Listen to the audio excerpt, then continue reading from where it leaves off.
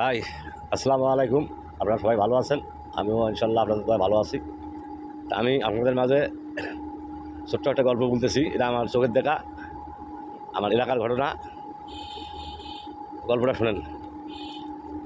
একটা লোকের নাম, আমাদের গ্রামে একটা লোকের নাম ছিল ক্যালটা, নামে ক্যালটা। লোকটা আমি দেখছি উঁচা লম্বা ছিল, কালো ভৈষারু, সেরকম স্বাস্থ্য ব্যস্ত সেরকম ছিল। খুব লাঠিয়াল বাহিনী ছিল সে ক্যালটা, খুব লাঠিয়াল। আগে তো চলে তো মারামারি হয়েছে বেশি, কিন্তু ওর লাঠিয়াল ছিল। ওর নাম শুনলে আর মানুষ আসতো না, সেজন্য তো আসতো না, কারণ এত বড় সাহস, খুব শক্তিশালী লোক ছিল। সেই জন্য ওরা খুব ভয় করতো।